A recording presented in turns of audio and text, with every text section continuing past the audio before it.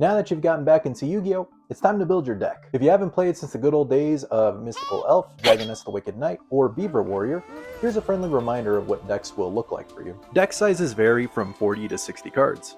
Inside the main deck you will find your three main types of cards: monster, spell, and trap cards, with each being coordinated with their respective colors. If you're feeling frisky, ritual monsters also belong to the main deck. The fusion deck is now the extra deck, as new summoning types have been incorporated. The size of the extra deck can be anywhere from 0 to 15. You will find your Fusion, Synchro, Xyz, and Link monsters here.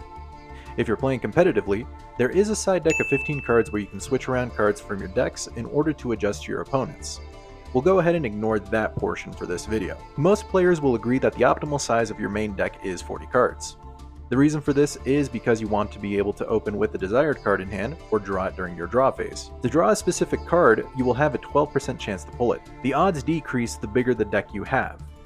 With that said, there is no correct size if you are planning to play casually or with friends. Now that we know the deck size, what should you add to it? The obvious out of the way, you're adding monsters, spells, and traps. There is no correct amounts or splits for the three.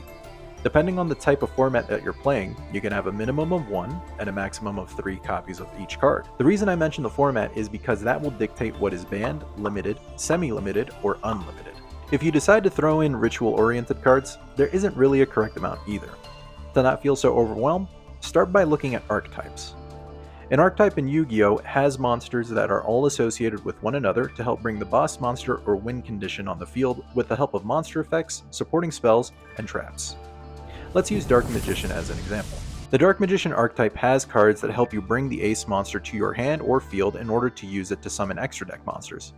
The support spells and traps help you set up your board to make it difficult for your opponent to beat you. While looking at the deck, we can see about 30 cards that are dedicated to the Dark Magician archetype. That leaves 10 cards as flex spots or cards to help the deck function. To not overly complicate things, I added cards that will help me go either first or second to be able to respond to my opponents and set up my win conditions. If you wanted to have at least the baseline of what to run in your deck, try 25 monsters, 10 spells, and 5 traps. Using my Dark Magician deck as an example, the thought process is to have Dark Magician available to help get my extra deck monsters on the field while offering protection to them.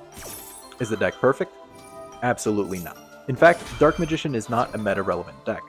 I play it though, as I play to have fun.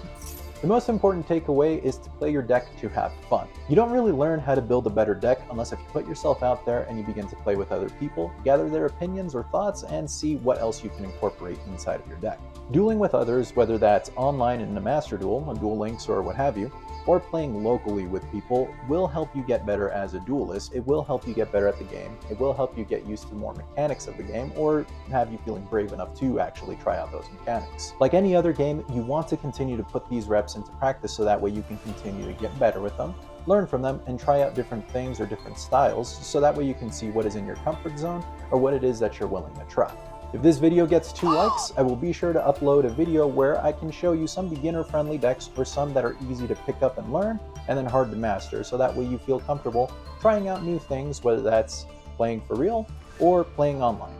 That'll do it for me, guys. There's not much else to say. Hopefully you found this video helpful, and see ya.